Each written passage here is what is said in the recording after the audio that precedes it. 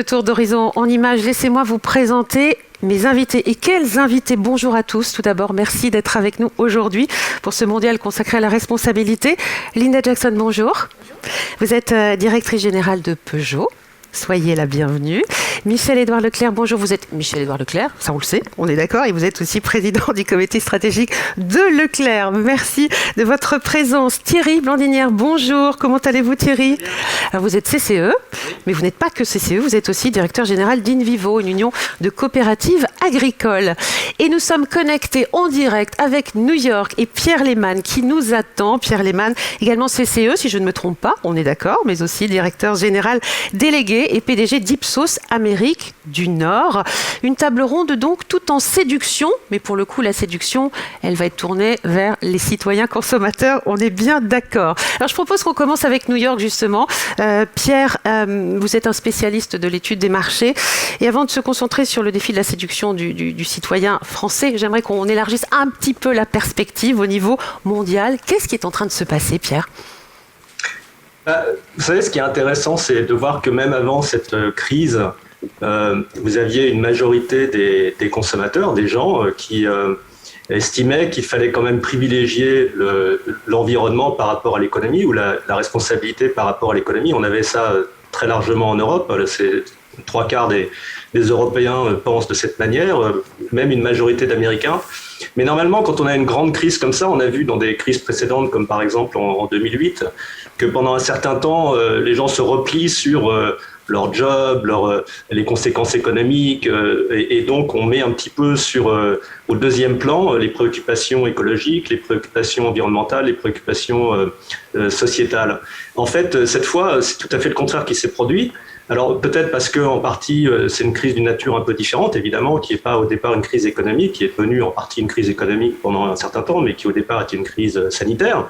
Donc les gens, en plus, se retrouvant chez eux, ont peut-être eu un peu plus de temps pour penser, réfléchir à l'avenir de l'humanité.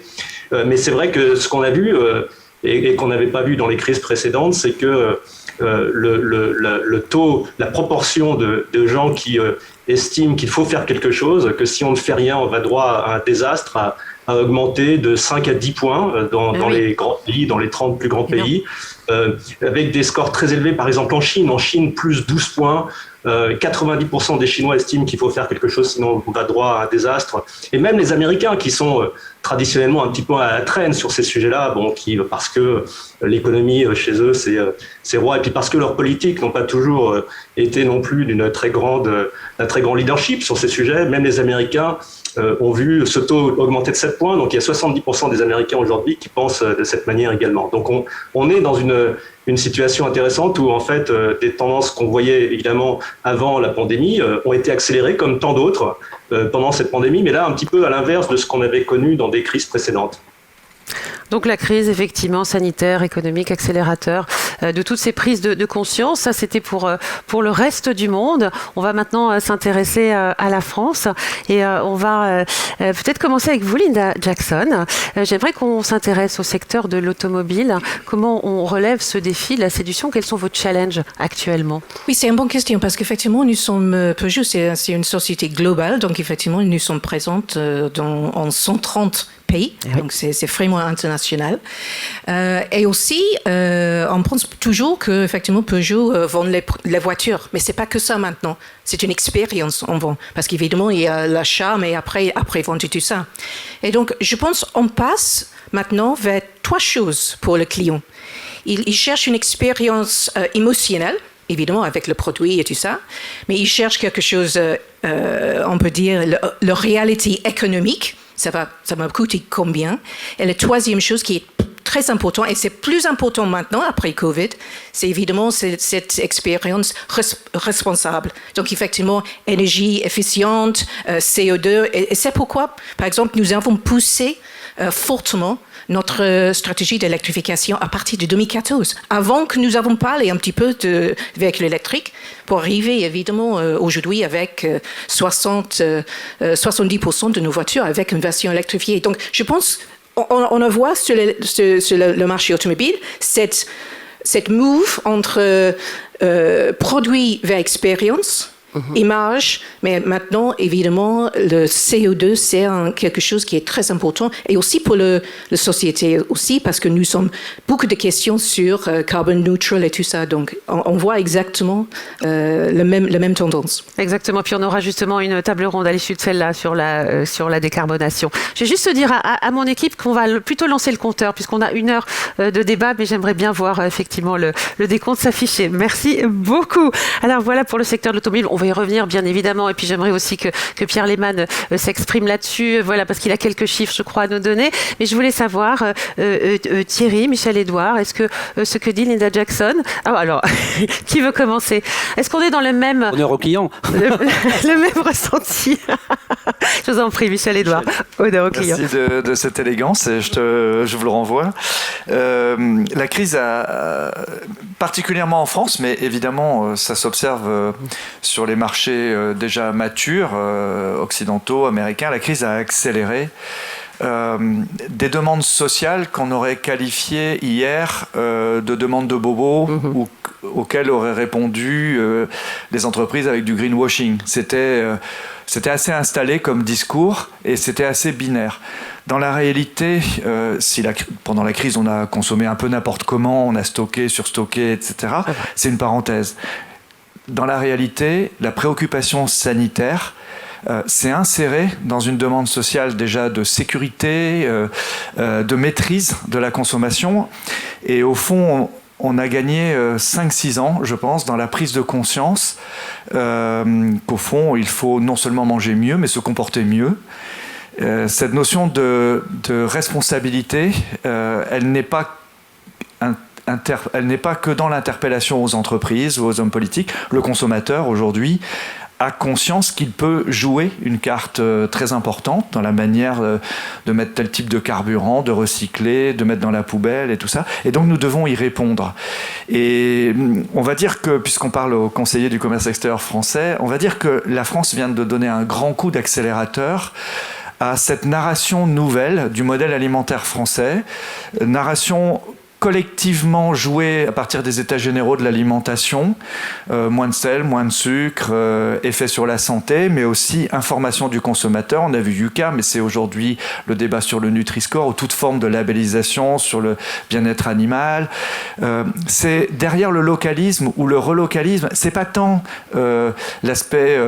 il y a l'aspect patriotique, chauviniste, c'est un Breton qui le dit, mais c'est aussi une manière de maîtriser le circuit, sa consommation. Tout le monde parle de circuit court sans forcément le pratiquer. Ce qu'on veut dire par là, c'est qu'on veut savoir d'où ça vient, comment c'est composé. Et ça, c'est pédagogiquement un travail qui a été fait très, très, très, très vite. Donc, nous, industriels de l'agroalimentaire, nos distributeurs, nous devons répondre à ces attentes. C'est vraiment installé dans la demande sociale, qu'on vende des voitures, qu'on loue des voitures, ou que ce soit le secteur du tourisme ou autre. On est représentatif de nos secteurs, mais on a un observatoire très très large, et donc ça doit façonner notre offre, et aujourd'hui on ne peut pas y échapper. Je veux dire par là que celui qui n'y va pas, de toute façon il va dégager, que ce soit une marque, une entreprise. Et je rajouterais mon petit sel Leclerc, c'est qu'en fait il suffit pas de faire du meilleur, du beau et du bien, mais il faut que ça reste accessible à une large population. Et ça, la démocratisation de l'accès au meilleur, c'est vraiment un combat. Et je dis pas ça juste pour la publicité de prix. Un industriel établit des niveaux de gamme, des niveaux d'accès. Le pas cher, c'est aussi une manière de faire rentrer dans une logique qualitative, etc. Quand vous prenez un catalogue de foire au vin, on parle beaucoup de grands crus, alors que le prix moyen des vins, c'est 6 €, 7 €. Mais c'est très important de grandir avec le tempo du pouvoir d'achat de nos clients, quel que soit le secteur, évidemment, de nos produits. Et les usagers. Donc, c'est un combat qui ne s'oppose pas. Le combat des valeurs, le combat de la valorisation de l'amont comme de la considération du consommateur doit intégrer tous ces volets-là. Le prix ne s'oppose pas à la qualité. Il faut travailler sur des compromis, sur des mixtes, et c'est un enjeu formidable pour le modèle français. Hein, c'est énorme. Linda Jackson voulait réagir. Non, je suis d'accord avec M. Leclerc parce qu'effectivement, maintenant, les gens sont responsables, ils veulent le véhicule électrique, mais vous avez raison, il faut avoir le véhicule électrique accessible. Et ça, c'est le grand challenge parce qu'évidemment, avec le coût de batterie, le prix de batterie, ça, c'est difficile. Donc ça, c'est un challenge pour nous aussi. La deuxième chose, on parle beaucoup avant de global. Maintenant, le mot, c'est glocal. Ouais. Donc effectivement, c'est de produire les voitures dans le pays le plus proche. Mm-hmm. Et après, la dernière chose, avant que vous pouvez dire quelque chose, aussi, on a vu que la façon d'acheter une voiture a changé. Vente en ligne, ça devient quelque chose de très intéressant. Mais oui, on pour une voiture. Exactement. Donc ça, c'est autre. Ouais. C'est pas exactement l'environnement ou protection de l'environnement, mais c'est un changement majeur. Alors, nous étions du côté des clients, on va remonter du côté des moi j'ai bien écouté mes clients, donc je vais essayer de répondre à l'attente de mes clients et des nouveaux consommateurs, citoyens, acteurs engagés, mondiaux, y compris à New York, ça bouge beaucoup là-bas aussi, dans la chaîne alimentaire. Je voudrais revenir et vous dire, mais peut-être une évidence, mais tout le monde le sait maintenant, que la crise sanitaire a été un accélérateur de tendance. Mais surtout pour dire que finalement, depuis maintenant, dans l'agriculture, moi je suis directeur général d'Inivo depuis 2013-2014, je sens vraiment bouger les lignes. On a initié beaucoup de programmes difficiles à expliquer aux agriculteurs comment assurer cette transition agricole, transition alimentaire, transition écologique, comment régler cette équation de produire plus et mieux, parce qu'effectivement, il faut régler l'équation produire plus et mieux, parce que mieux c'est plus cher, si c'est plus c'est moins cher. On est d'accord ? Donc il faut relier ça aussi au volume. Et donc on commence maintenant à avoir un message qui passe. J'étais hier à l'Assemblée Générale de l'AGPB, donc les grands céréaliers français quand même, qui sont le socle de l'agriculture, et en expliquant que finalement on va s'engager vers une transition agricole qui va nous permettre de préserver les sols par exemple, et de s'engager dans une véritable politique régénératrice des sols, axée sur la biodiversité, la gestion de l'eau, et ça passe par des rotations de culture. C'est vrai en France, c'est vrai aux États-Unis, c'est vrai au Brésil et c'est vrai partout. Pour autant, il faut accompagner cette transition, et donc aussi il faut apporter un filet de sécurité sur le revenu des agriculteurs pour qu'ils s'engagent dans cette transition. Et on parlait par exemple des crédits carbone tout à l'heure, avant cette table ronde. Le crédit carbone peut être un levier de transformation économique dès l'instant où le consommateur accepte effectivement de valoriser ce crédit carbone, et que les entreprises françaises, les grandes entreprises françaises qui font de la compensation aujourd'hui carbone à l'international à des prix qui ne sont pas d'un bon niveau, pourraient relocaliser leur crédit carbone en France sur des valeurs beaucoup plus RSE, avec une vraie valeur de marché carbone RSE, pour aider le financement de cette transition agricole. Et donc je dis ça parce que finalement, je fais référence aussi je pensais à ça en même temps en m'exprimant, à une étude de Crédit Agricole BVA qui est sortie, je ne sais pas si Michel tu l'as vu, il y a 15 jours, qui montrait que c'était la progression de l'image positive de l'agriculture française au sens large, pas les agriculteurs, le petit agriculteur, l'agriculture en tant que économie, secteur d'activité, dans l'image positive au niveau des Français. On a gagné 22 points en 6 ans. Il y avait une étude qui a été faite en 2015. Bon, c'était positif, on devait être à 52%, on est passé à 77%. C'est énorme. Bien sûr, la crise a joué, certainement. Ouais. Pour autant, il s'est passé quelque chose. Bien sûr, les égalimes, la politique bio, les circuits courts, tout ça, c'est très bien. Mais demain, ça va représenter 20-25% de la ferme France. Restera toujours 75%, 70% de la ferme France, qu'il faudra transformer sur une agriculture durable, qui ne sera jamais bio, qui ne sera jamais circuit court, pour autant qui sera le socle économique compétitif de l'agriculture. C'est-à-dire qu'il faut revenir aux fondamentaux. Les fondamentaux, ce sont les semences, ce sont les céréales, tout part de là. On sait très bien que quand les prix des céréales montent, tout monte, et après c'est difficile de répercuter les hausses de tarifs directement dans la chaîne alimentaire jusqu'au consommateur. Donc il faut rester compétitif sur le prix des céréales. C'est le socle économique de la France. Et ça, il faut se battre pour le garder. On sait qu'on est sous pression parce que forcément, quand on parle de céréales, on parle d'une agriculture compétitive, donc qui peut être traduite comme agriculture productiviste, poussée par la chimie. Il faut qu'on sorte de ça, et je pense qu'on est en train d'en sortir, parce qu'on a des solutions. On a des solutions grâce aux nouvelles technologies, l'agriculture de précision, la capacité à gérer au mieux, quelque part, ces intrants au mètre carré près sur une parcelle.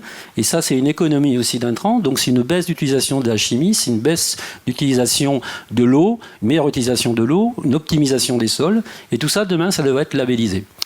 Et si vraiment on veut faire bouger les lignes, si on parle d'économie, et si on parle de grande culture, si on parle de commodities, il faut qu'on arrive à faire coter un blé RSE premium à la bourse de Chicago.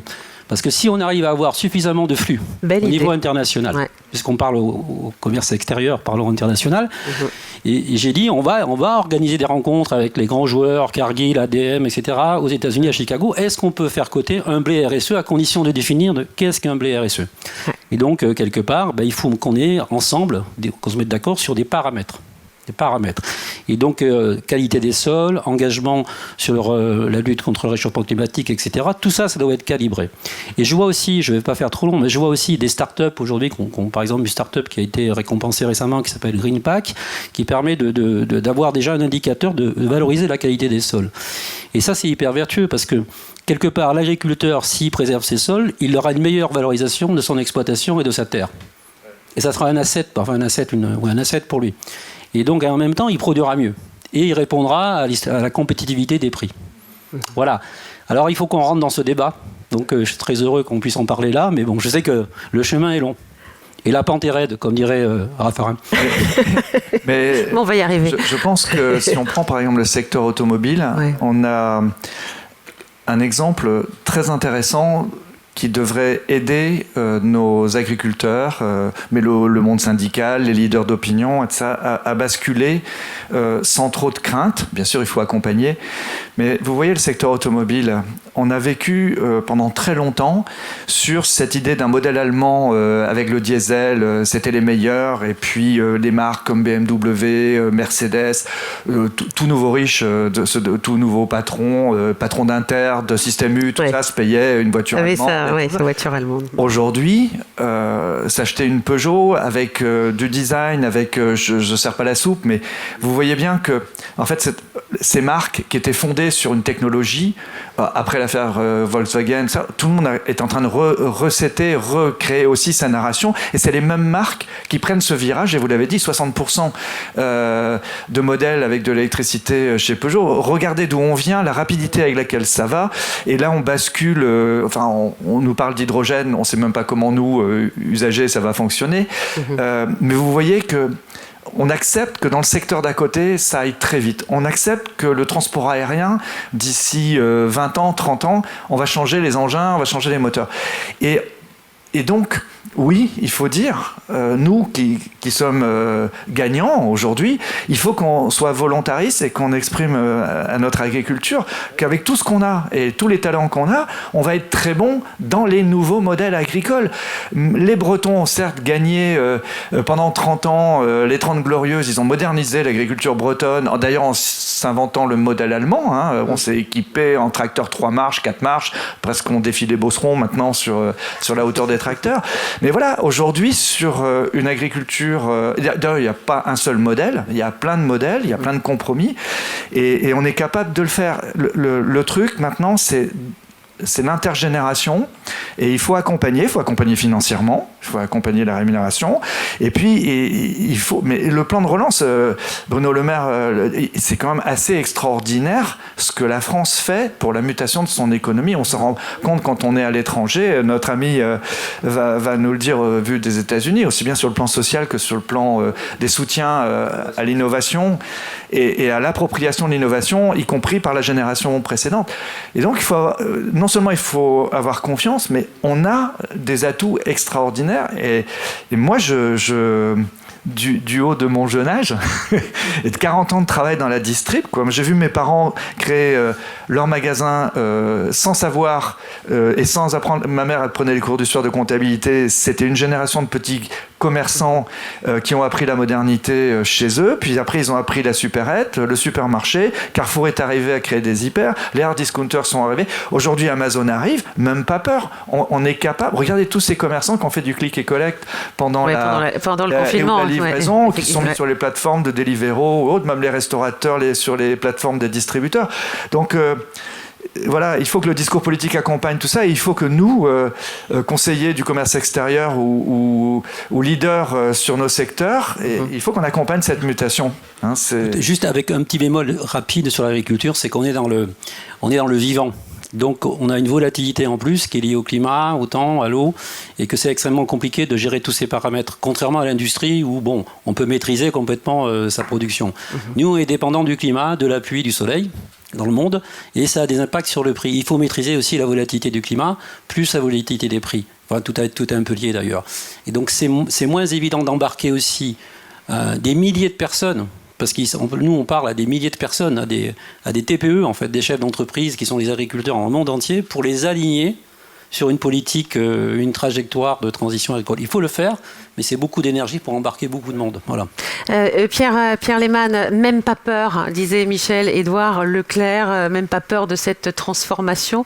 Vous en pensez quoi, Pierre Lehmann ? Déjà, je voudrais juste revenir un peu sur un point qu'a mentionné Linda, qui me semble très important. Quand on parle de sustainability, donc il n'y a pas malheureusement de mot vraiment durabilité, c'est ça ? Durabilité, je pense. Oui, c'est le mot officiel, mais durabilité, responsabilité, enfin bref, on se comprend tous. Il faut bien voir qu'on ne parle pas que d'une chose, on ne parle pas que de l'environnement, on parle également d'une responsabilité économique, d'une responsabilité sociale. Et d'ailleurs, c'est très bien décrit par les Nations Unies dans leur Global Compact, tous les principes qui sont de la lutte contre la corruption, de la responsabilité sur la chaîne de production qui, en général, transcende une industrie en particulier. Par exemple, dans l'automobile, c'est vrai que les consommateurs dans l'automobile, ce qui les intéresse le plus, c'est exactement ce qu'a dit Linda, c'est l'électrification ou disons la décarbonisation de l'automobile, c'est le fait d'avoir des emplois locaux. Et c'est l'accessibilité. Alors, c'est pas que l'accessibilité prix, c'est l'accessibilité pour les personnes handicapées, pour les gens qui ne sont peut-être pas tout à fait dans les standards du consommateur moyen. Mais à quoi ça sert d'électrifier les voitures si 60% ou plus de l'électricité mondiale est produite à partir d'énergies fossiles ? Alors, c'est pas le cas en France parce qu'on a le nucléaire. Mais ceci dit, dans les énergies non nucléaires, non fossiles, les Français sont en retard par rapport même à la moyenne mondiale. Donc on voit bien que c'est un problème beaucoup plus large qui dépasse, qui transcende une chaîne de production dans un seul secteur et que donc il faut une action extrêmement concertée qui n'est pas qu'une action des Français ou c'est une action mondiale. C'est d'ailleurs tout le but d'un certain nombre d'initiatives qui ont été portées par la France, par le président Macron, par son prédécesseur aussi. Donc il faut vraiment penser de manière globale, intégrer ces sujets-là. Et par secteur, d'ailleurs, c'est intéressant de voir que les consommateurs n'ont pas exactement les mêmes attentes. Donc, je parlais de celle de l'automobile. On a parlé de l'alimentaire. C'est vrai que dans l'alimentaire, c'est la biodégradabilité, c'est le gâchis. 50% de la production alimentaire aux États-Unis est jetée, n'est jamais utilisée. On met dans la finance, c'est l'accessibilité aussi. 6% des Américains ne sont pas bancarisés. 25% n'ont pas vraiment accès au crédit. 30% de la population mondiale n'est pas bancarisée. Si on pense aux plateformes Internet, les questions de respect de la vie privée sont aussi essentielles dans le concept de développement durable et responsable. Donc on voit qu'il y a de multiples paramètres qui vont bien au-delà de la protection de l'environnement, même si la protection de l'environnement, là, c'est carrément une question de survie pour l'humanité et que les gens le savent bien. D'ailleurs, je voudrais juste dire que quand on parle de protection de l'environnement, en fait, c'est dans l'esprit des populations, c'est un tiers le plastique, un tiers le réchauffement climatique et un tiers tout le reste dont, par exemple, la biodégradabilité qui est importante en France, mais qui est peut-être un peu moins ailleurs. Donc, le plastique est quand même un sujet essentiel qu'on ne peut pas oublier dans tout ça. Et quand on parle de chaîne alimentaire, il est évident aussi que les packaging, la dégradation ou la dégradabilité des packaging sont une question essentielle. Une autre chose que je voudrais dire, c'est que, en revenant aux consommateurs citoyens, c'est qu'on a réussi, d'une certaine manière, à faire croire aux gens que leur responsabilité est que c'est eux qui ont la responsabilité la plus importante dans cette question de développement durable. Quand vous posez la question dans 30 pays ou 35 pays de qui est l'entité la plus importante, qui doit prendre en charge, qui trahit en fait les générations futures si on ne fait rien, c'est intéressant de voir qu'à 72%, les gens disent c'est nous, c'est les consommateurs, c'est nous en tant que citoyens qui sommes les premiers responsables. En deuxième, ils disent les entreprises, 68%, et seulement en troisième, les gouvernements, 65%. C'est intéressant parce que, par exemple, on a réussi dans le tri des ordures. Les 3/4 des Européens trient leurs ordures aujourd'hui. Plus de 90% des Italiens trient leurs ordures, plus de 80% des Français. Même plus de 50% des Américains trient leurs ordures. Et je garantis que pour convaincre les Américains de faire ça, c'est pas rien. Mais en même temps, 9% des plastiques sont recyclés. Beaucoup des ordures qu'on recycle finissent au Bangladesh brûlés ou dans des décharges publiques. Donc on voit bien que les gouvernements ont un rôle essentiel à jouer, pas seulement compter sur le consommateur, même si le consommateur va, et on va revenir là-dessus, de plus en plus effectivement dicter sa loi en achetant ou en n'achetant pas, mais quand même les gouvernements notamment, et bien sûr les entreprises ensuite, ont un rôle essentiel à jouer dans tout ça. Merci beaucoup Pierre Lehmann. J'aimerais avoir vos réactions au plateau. Qui veut réagir? Ce qu'a dit Pierre évoquait le secteur automobile, cette transformation incroyable.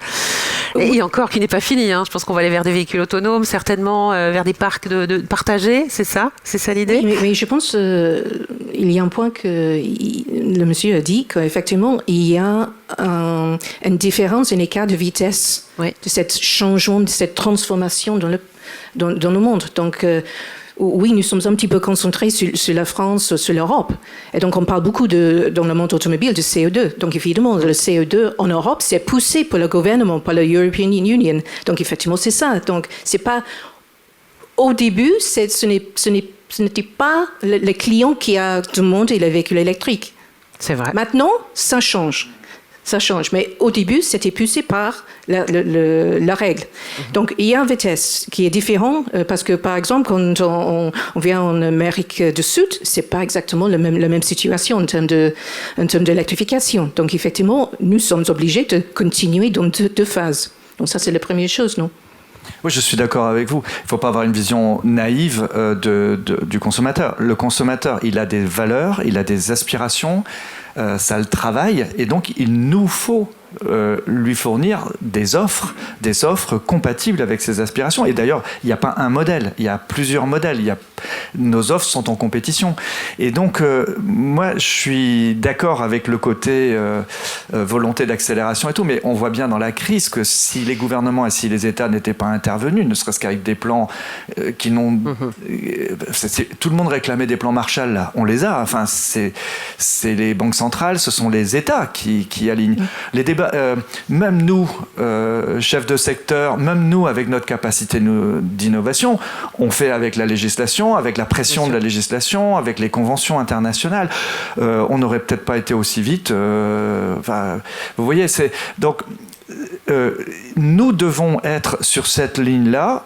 Et défendre cette ligne-là. Il y a, je pense, un retour de l'État qui façonne l'écrin sur lequel on s'engage d'ailleurs sur le plan international. Donc ça, c'est une réalité de nos boîtes. Il faut qu'on rentre dans ce cheminement-là. Après, le message que je voudrais dire, c'est quand même que la France n'est pas en retard. Il y a des points où on est en retard. Ouais. Il y a des trucs qu'on ne sait pas bien faire. Mais il ne faut pas juger sur le temps court. Même dans la gestion du Covid, vous voyez bien, on n'a pas les mêmes méthodes, on n'a pas les mêmes mentalités. Peut-être qu'on a merdé sur 2 ou 3... Mais si vous regardez, regardez l'offre alimentaire, faites le tour de l'Europe. Sur tout ce qui concerne la préoccupation sanitaire, le traçage, etc., on a eu des crises. Mais aller en Europe du Nord, c'est pauvre l'offre par rapport à ce que... Aller en Allemagne, regarde, nous sommes partenaires du groupe Rewe Allemagne, il y a beaucoup de Lidl, d'Aldi, etc. Ils ont des offres très restreintes. Du point de vue de la rémunération pour l'agriculteur, si vous êtes monomarque, si vous êtes un peu en gamme soviétisée, c'est difficile. On reste tout le temps dans le mass market. Nos industriels de l'agroalimentaire aujourd'hui, ou les filiales même internationales de l'agroalimentaire opérant en France, sont très innovantes. Les marques sont leaders. Quand vous voyez que, pour ne pas parler que de nos 2 secteurs, quand vous voyez que McDo aujourd'hui signe le Nutri-Score, au-delà du débat sur ce que dit le Nutri-Score, vous voyez bien qu'il y a un chemin qui est pris, un engagement, et on n'en est plus au greenwashing, au marketing facile. Il y a des menus derrière, il y a des comportements. Donc moi je trouve que puisqu'on est avec des conseillers du commerce extérieur, il faut défendre notre baraque. Et la Maison France, aujourd'hui, elle ouvre ses fenêtres, elle met du grimpant sur les murs, on isothermise nos maisons, et on n'est pas à la ramasse, quoi. Et bien sûr, il faut accélérer, il faut faire la pédagogie de ça, de manière à ce que, d'une génération à l'autre, avec peu de moyens, on puisse faire aussi. Et je pense que là, il y a un bel enjeu de l'économie française. En fait, on n'avait pas de projet de la Maison France il y a 3 ans. On se délitait dans les querelles corporatistes. Là, On a un vrai projet. Et ce plan de relance, si on ne loupe pas le coche, il ne faut pas laisser les Américains, les Chinois prendre la main, mais on a un vrai plan. Même en Europe, la France a un leadership à assumer. Thierry Brandelière. Pardon, allez-y, Linda. C'est rapide, c'est juste pour rebondir sur la France qui doit être en avance. Oui, mais pas trop quand même. Non, mais il faut être en avance, mais pas trop quand même, pour ne pas sortir du marché mondial. C'est-à-dire qu'il ne faut pas qu'on rentre dans une stratégie d'une ferme France, une politique de niche internationale. On n'en a pas les moyens, il faut qu'on reste compétitif et il faut qu'on fasse avancer l'Europe au même pas que la France. Et je reviens sur l'agriculture, excusez-moi, mais c'est important. On parle de normes. Ça serait normal d'avoir un socle de normes européen. Alors ça existe peut-être dans les voitures, mais dans l'agriculture, il y a des différences d'application de normes entre l'Allemagne et la France, par exemple, sur l'interprétation, par exemple, d'utilisation des phytosanitaires et autres. Bon. Et ça, c'est pas possible, parce que si on met plus de handicap à l'agriculture française qu'à l'agriculture allemande, ben finalement, on va perdre des parts de marché à l'international. Et je vous rappelle peut-être, et vous le savez certainement, qu'une tonne de blé produite en France est exportée. Donc si on n'est pas compétitif à l'exportation, même en Europe, eh bien finalement, on va réduire notre potentiel de production et on va démolir le socle économique de l'agriculture française. Je crois que c'est notre président qui disait qu'il n'y a pas de pays fort, il n'y a pas de France forte sans agriculture forte. Quand on dit agriculture, il faut qu'on dise aussi céréalier fort, parce que c'est le socle de l'agriculture qui doit être compétitif pour ne pas dépositionner les autres filières des prix du marché européen et mondial. Et ça, c'est un enjeu. Il faut qu'on prenne plus la parole, nous, les agriculteurs, sur le sujet, parce qu'on entend trop le consommateur, et il a raison d'être exigeant, mais en même temps, il faut lui expliquer aussi quelles sont les clés de l'économie derrière. Et moi, je compte beaucoup sur mes clients, Michel, Édouard, et de faire de la pédagogie auprès des consommateurs et des associations pour leur montrer aussi qu'il ne faut pas prendre le problème par le petit bout de la lorgnette. Il ne faut pas déstabiliser, tout un édifice par des postures dogmatiques. Je comprends pourquoi tu dis ça, mais en même temps, tu vois, il faut avoir de l'ambition. Et il faut convaincre d'avoir de l'ambition. Si dans le secteur automobile, on dit « je vise la moyenne du marché parce qu'il ne faut pas déstabiliser », tu ne gagnes pas. Tu gagnes le Tour de France, pas en gagnant toutes les étapes, mais il faut quand même avoir l'ambition d'en gagner quelques-unes. Et moi, je pense que, tu vois, je suis d'une région, la Bretagne, il y a 30 ans, on faisait que il y a 35 ans, on faisait que de l'artichaut, de la pomme de terre, de l'ail et de l'oignon. Ça n'aurait jamais gagné un sou si des gars n'avaient pas créé Prince de Bretagne, ils ne savaient pas le culot de créer Savéol. Et donc, de rien, ils ont fait de la valeur. Et ben, heureusement qu'ils ne se sont pas dit... ils ont envie de challenger, ils ont fait du marketing, ils n'ont pas dit c'est réservé aux bobos, etc. Et donc, à un moment donné, moi je pense que des grandes voies agricoles doivent mettre le cochonnet un peu plus loin dans le jeu de boules, tu vois, et nous entraîner tous vers ça. Voilà. Et c'est ce que font les grandes marques automobiles aujourd'hui. Si tu restes dans la gestion des acquis et l'adaptation aux acquis, tu ne fais pas de grandes choses, tu n'entraînes pas. C'est pas du tout ce que je veux dire, hein. Nous on est volontaristes. J'adore ce débat. Donc par exemple, d'abord il faut faire émerger des leaders en Europe. Donc nous, InVivo, là on est en train de racheter Soufflé, on va créer un groupe à 10 milliards pour essayer de mettre un peu de l'ordre dans la maison en Europe d'un point de vue économique. Vous voyez qu'on est volontariste. Mais on y va avec une politique pour assumer la transformation. Donc il nous faut un effet de taille, il nous faut un poids économique aujourd'hui. Donc on est en train de bouger. Mais quelque part, il ne faut pas aller trop loin. Quand on parle du bio français, pourquoi il est différent du bio allemand, par exemple? À quoi ça sert? Est-ce que le consommateur le sait? Et de quoi on parle? Non, il ne sait pas. Simplement, on est dans des positions aujourd'hui de certaines minorités qui ont des positions dogmatiques, calées sur la décroissance de l'économie et pas sur la croissance de l'économie. Il faut dire le mot. Hein. Je suis assez à l'aise dans cette instance pour en parler. Et nous, on est pour la croissance, en fait, et pas la décroissance, et pour l'innovation. Mais attention à ceux qui sous le couvert des circuits courts du bio, ont une position dogmatique pour promouvoir une décroissance de l'économie. J'ai une question d'un citoyen consommateur CCE pour vous. Alors ça concerne bien sûr la production et la consommation de viande. C'est Hervé Muller qui nous écrit. Merci Hervé de nous envoyer cette première question. Vous vous interrogez bien sûr sur la réduction de la consommation de la viande qui est essentielle, mais d'après vous, on est en train d'éviter le sujet. Pourquoi on évite et comment changer justement ce tabou sur la consommation de la viande? Linda Jackson, je pense que vous êtes... Oui. Moi, je ne suis pas un gros consommateur de viande, alors je ne suis pas le meilleur... Une idée, en tout cas, sur cette question-là. Enfin, c'est une question sur le quantitatif aussi, sur les comportements. Après, les éleveurs eux-mêmes, pour créer de la valeur, veulent valoriser les races à viande, le manger mieux et pas forcément le quantitatif. Bon, c'est des débats inépuisables. Mais sur la question, parce que le problème derrière ça, c'est évidemment la consommation individuelle, mais il faut aussi voir combien de personnes consomment. Et la réalité du monde aujourd'hui, c'est qu'on n'est pas dans une tendance à la baisse de la population sur la planète. Vous voyez que les Chinois viennent de remonter à 3 maintenant le nombre d'enfants qu'ils ont le droit de faire, après passer de 1 à 2, parce qu'évidemment, ils se rendent compte que si 50% de la population est retraitée, ça pose des problèmes sociétaux assez importants. Maintenant qu'il y a quand même une attente aussi de vivre relativement vieux et si possible en bonne santé. Donc la question aujourd'hui, c'est beaucoup plus non seulement le recyclage, mais la réutilisation. C'est-à-dire comment on fait en continuant à grossir, parce que il ne faut pas se faire d'illusions. Les Chinois, les Indiens, les Africains vont vouloir atteindre un niveau de vie, ou en tout cas des standards de vie qui sont semblables à ceux qu'on a en Europe et dans les pays occidentaux en général.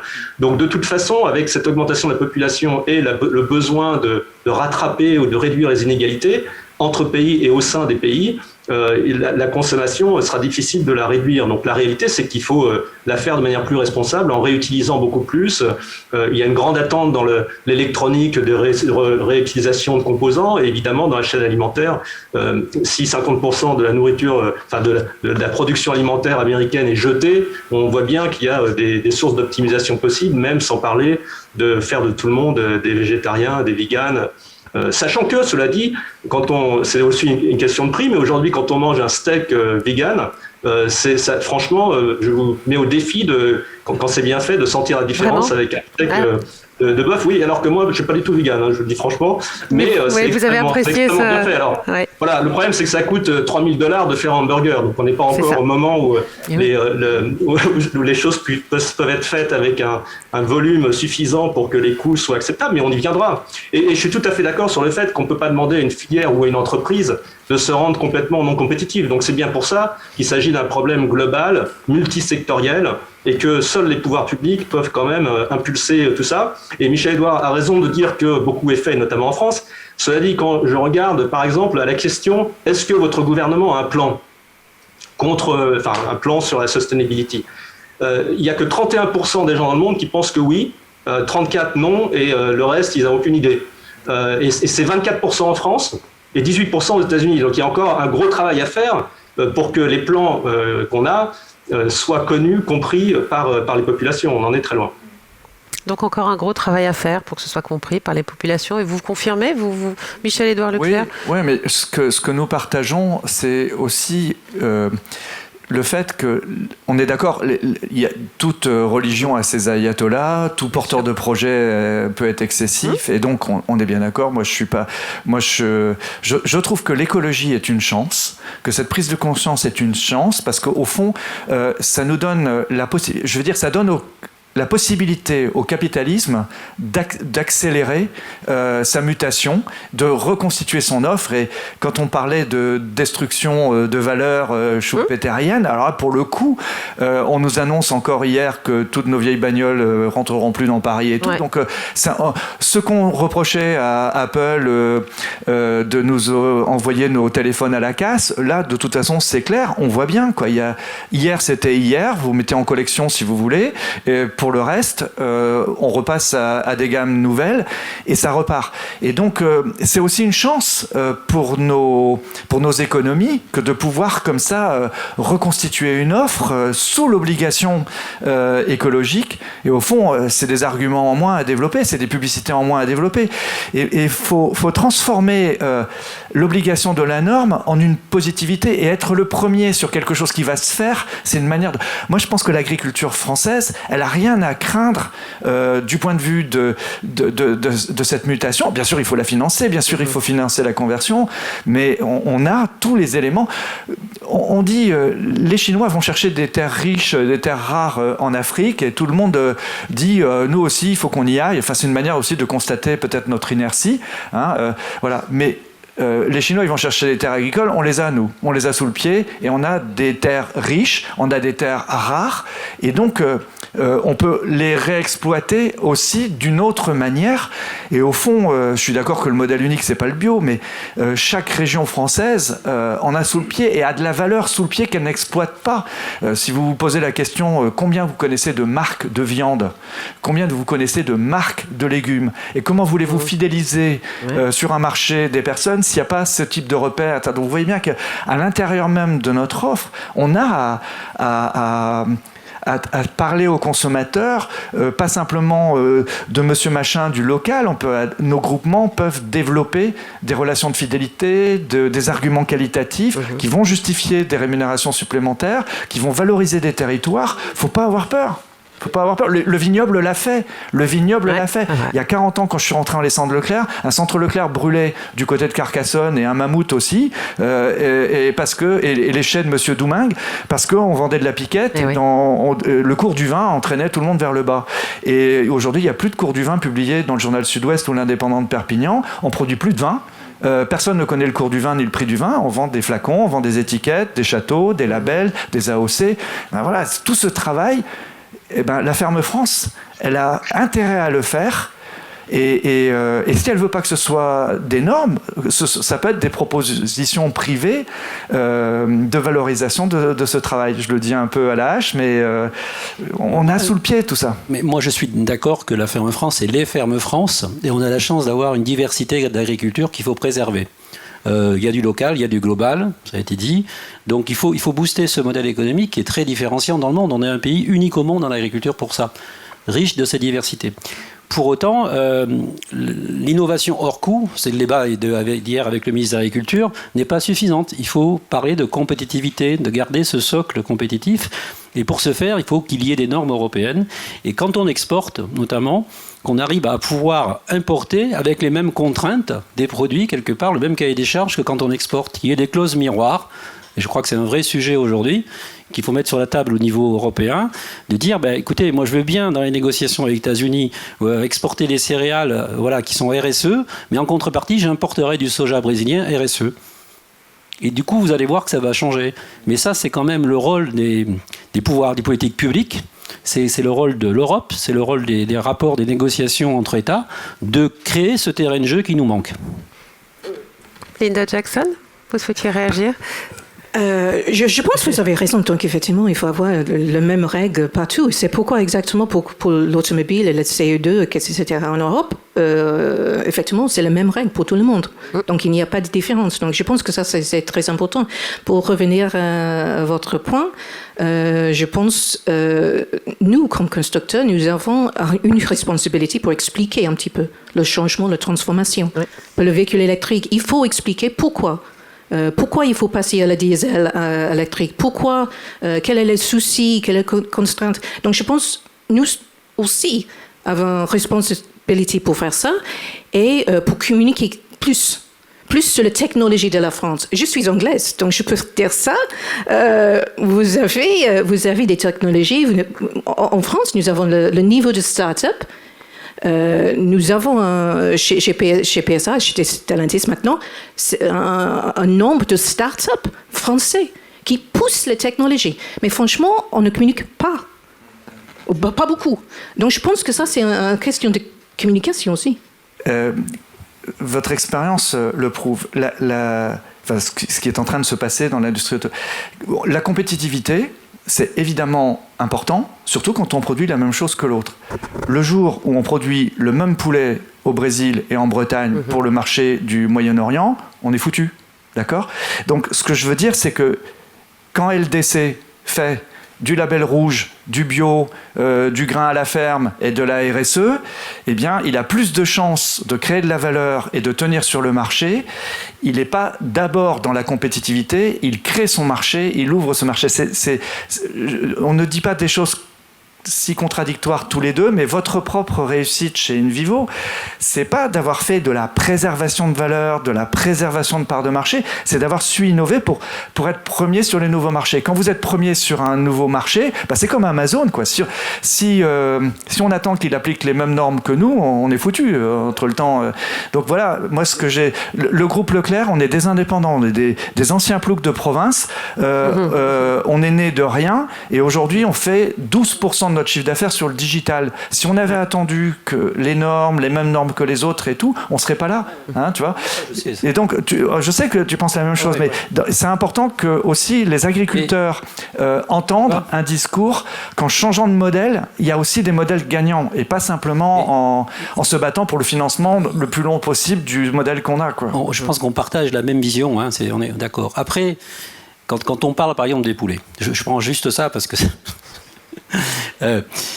ok, on monte en gamme, le label c'est super, etc. Pour autant, on est devenu importateur et dépendant des importations sur les poulets dits classiques. Parce qu'on n'a pas voulu les produire en France.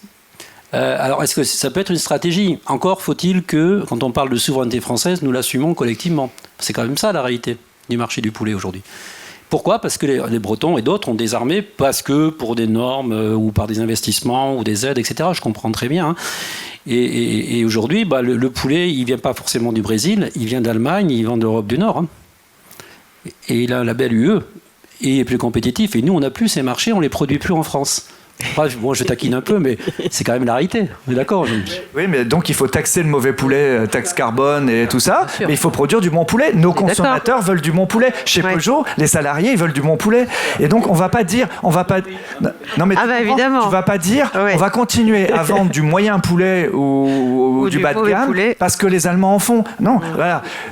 Non, mais vous voyez, le combat est moins de préserver l'ancien modèle que de dire on va faire du meilleur, on va exiger de l'État les barrières à l'entrée, mais plutôt que de dire même norme que les Allemands, il faut dire la norme qui va nous valoriser. C'est ça, dans le débat aujourd'hui, on n'a pas ce débat-là en France. Pardon, Linda.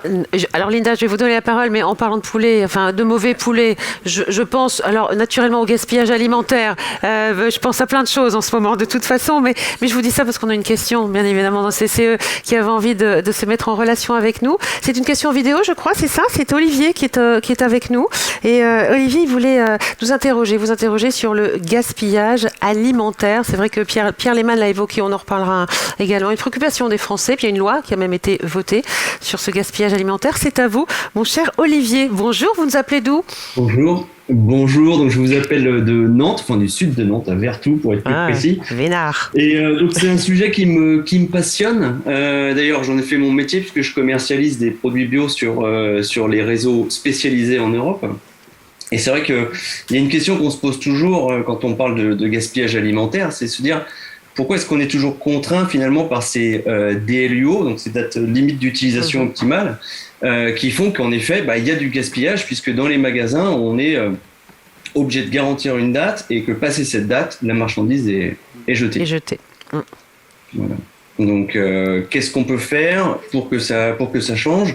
On a des exemples. Moi, je travaille pour une boulangerie qui commercialise du pain de mie et on a du mal à l'exporter à condition de le faire en sec. On peut le faire en surgelé, mais sinon, si on garantit pas 10 jours, voire 15 jours au magasin, on est bloqué. Les choses ont évolué tout de même, Olivier. Michel Barleclerc, j'aimerais avoir votre réponse. Il y a toujours des améliorations à faire, mais Olivier, aujourd'hui, un magasin n'a plus à jeter, quoi. Bien avant l'arrivée des jeunes start-up, d'ailleurs, qui sont plus des start-up, qui sont des scale-up, je ne sais plus comment on les appelle. Enfin, chez moi, c'est des PME. Mais non, aujourd'hui, ils anticipent 15 jours avant. On met en promo le produit qui a une fin de vie plus courte. Et puis, au pire, ça ira à la banque alimentaire, à des associations. Aujourd'hui, ce qui traîne dans les poubelles, ça fera peut-être encore un sujet sur TF1, mais franchement, c'est marginal. Le travail est fait, et en tout cas, les sources de gaspillage sont moins là-dessus. Ils sont beaucoup plus sur, comme le disait tout à l'heure Monsieur Lehmann, sur l'incapacité de recycler ce que pourtant on a bien trié. Là, il y a le plastique. Moi, j'ai été un des premiers à supprimer les sacs plastiques, ce qui était à l'époque avec un enjeu commercial terrible. Nos clients disaient mais j'ai le droit d'avoir un sac avec l'argent que je vous laisse, je veux un sac. Et on a supprimé les sacs plastiques jetables. À l'époque c'était par milliards, hein, et aujourd'hui il y en a peut-être quelques milliers, mais même les sacs de fruits et légumes aujourd'hui c'est des crafts ou des filets. Et donc on a mis 15 ans quand même pour le faire. Et d'ailleurs ils ont mis 15 ans pour faire la loi, hein, depuis le moment où on l'a fait. Mais là il y a encore des sources énormes. On n'est pas dans l'économie, on n'est pas dans le cercle vertueux, quoi. Il y a encore beaucoup à faire. Vous avez dit 9% je crois de plastique recyclé. C'est sûr que voilà, ça c'est un enjeu colossal. On a choisi un système en France qui est différent du système allemand où on fait de la casse collective, du recyclage collectif. Et ça marche pour le verre, mais ça marche pas bien pour le plastique. Et donc là, c'est un investissement à réaliser. Ouais. Bien, merci beaucoup Olivier pour votre question. Alors, je voudrais qu'on revienne un petit peu au secteur automobile avec vous, hein, Linda Jackson, qu'on a beaucoup parlé d'agriculture, de grande distribution. On est dans un besoin de nouvelle mobilité. Vous le disiez, hein, les consommateurs demandent, dictent, exigent, en tout cas, sont force de proposition. Ça vous challenge, ça c'est sûr. Oui, c'est un challenge parce qu'effectivement, c'est difficile de prévenir exactement qu'est-ce qu'il veut. Parce qu'avant Covid, c'était le copartage, le car sharing. Maintenant, c'est pas évident parce qu'effectivement, on voit que les chiffres baissent.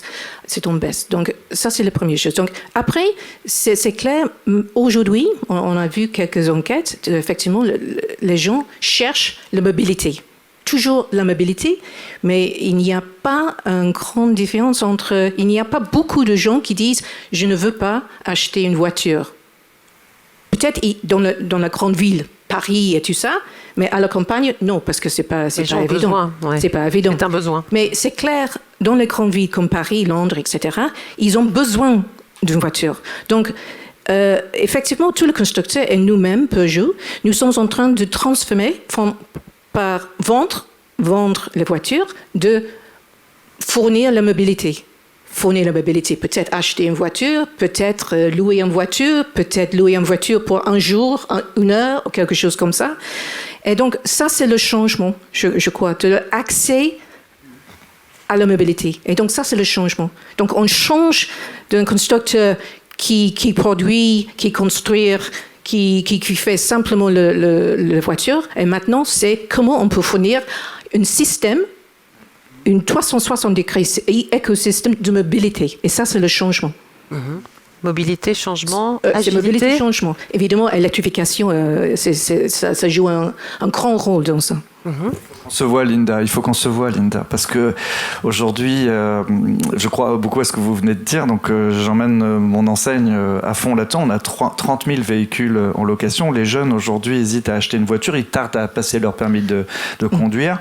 Mais par contre, louer à la journée, faut pas nous laisser que Renault à 4 ou 5 euros par jour. Il est en train de se passer quelque chose sur ce plateau, mesdames et messieurs. Je crois. J'ai reçu le message. Ouais.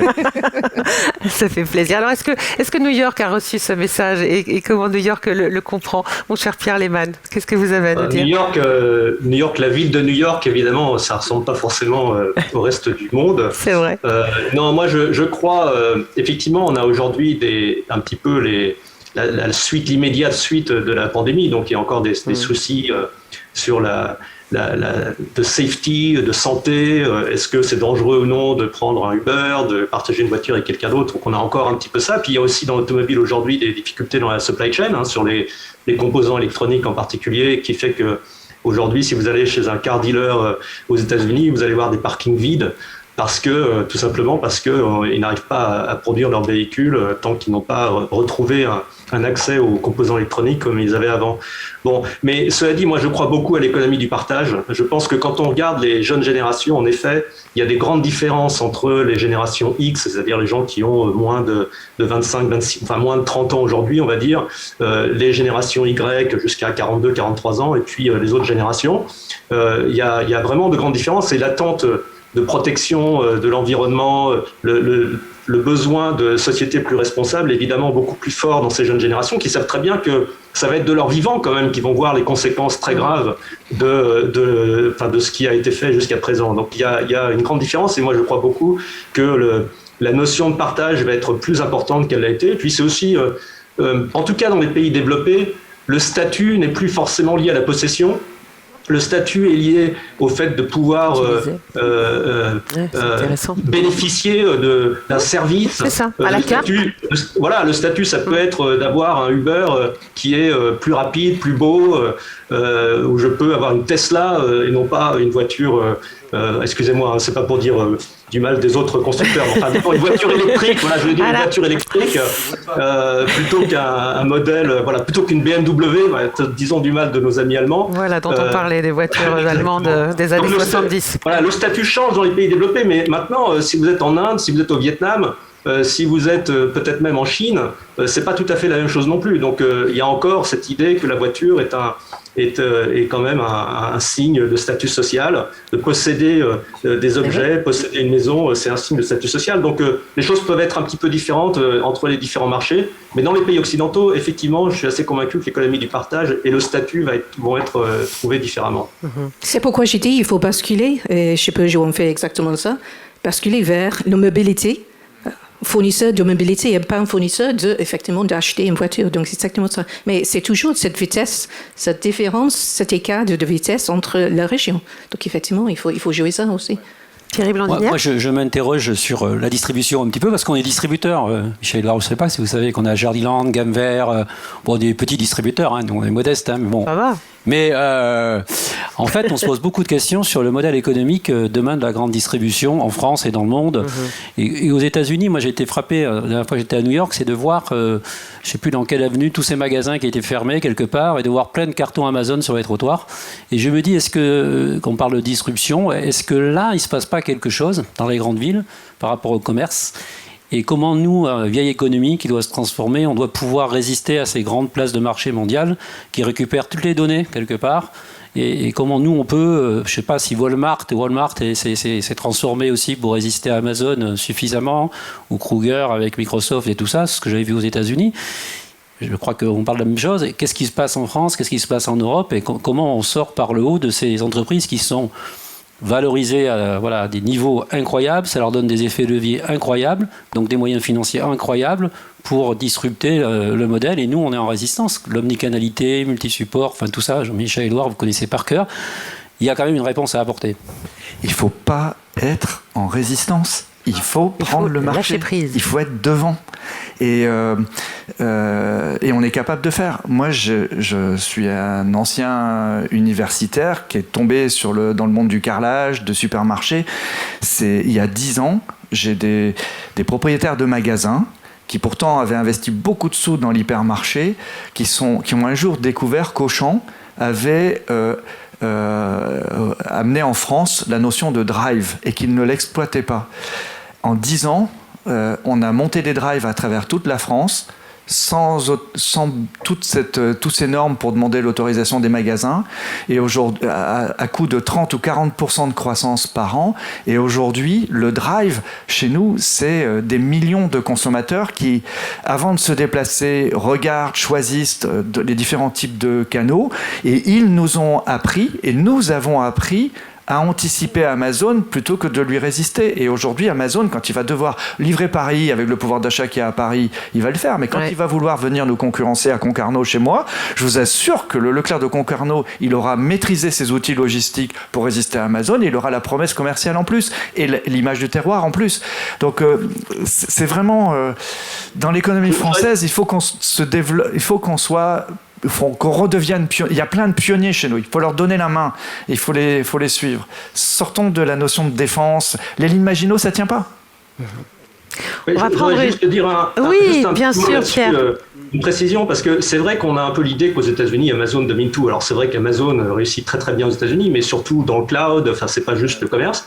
Mais en fait, aux États-Unis, la pénétration de l'e-commerce dans le retail est inférieure à ce qu'elle est dans beaucoup d'autres pays développés. C'est très inférieur à la Chine, c'est inférieur à l'Angleterre, par exemple. Donc, il ne faut pas non plus croire ça. Et le développement le plus récent, enfin, ce qui marche le mieux depuis le Covid, c'est ce qu'on appelle le BOPIS, c'est-à-dire Buy Online, Pick Up in Store.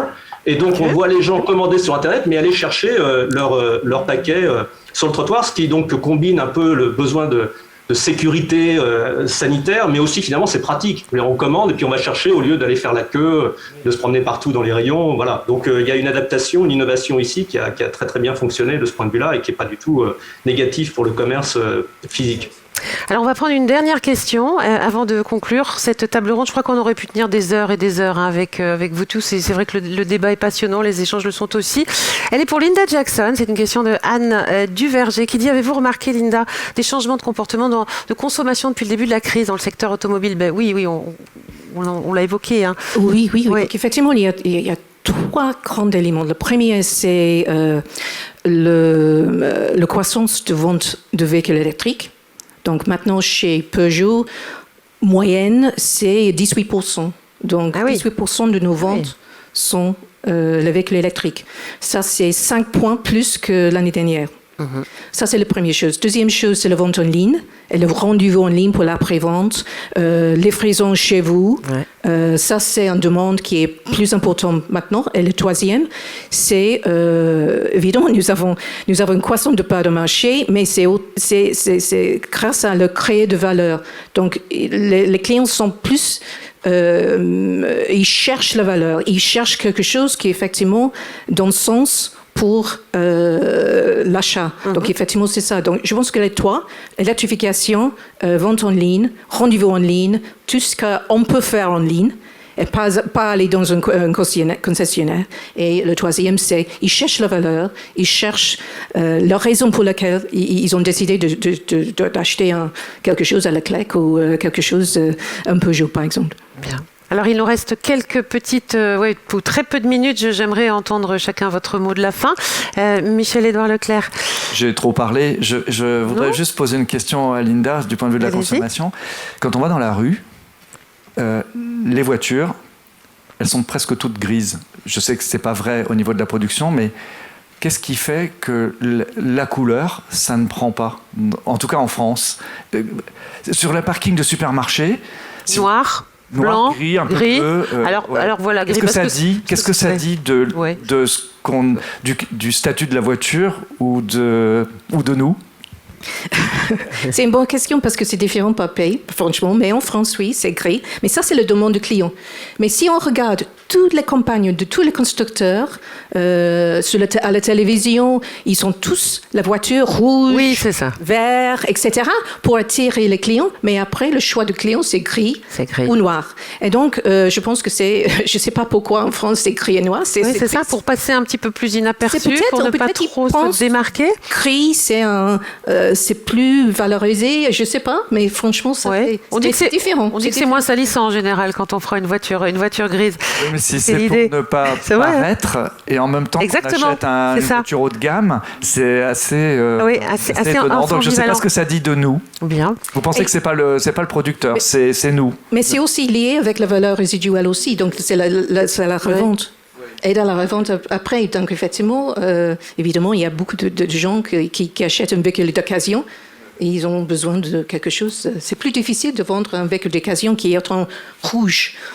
Donc, au vert foncé ou quelque chose comme ça. Ah oui, non, le vert, en France, en tout cas, ça n'a pas beaucoup de succès, effectivement. Il est vraiment temps de conclure cette table ronde. Thierry Blandinière, un mot de la fin? Juste un petit mot rapide, simplement dire qu'on est vraiment en mouvement, c'est-à-dire qu'on essaye d'anticiper ces nouvelles tendances, d'embarquer un maximum de monde pour faire évoluer le modèle de la transition agricole en lien avec nos clients, en France et à l'international, et que l'innovation, c'est le cœur du réacteur.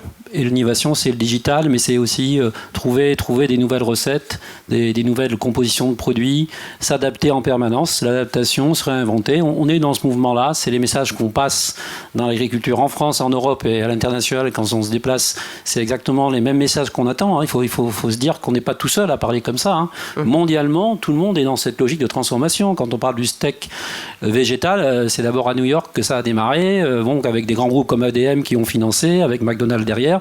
Donc on sent que le monde est en train de bouger.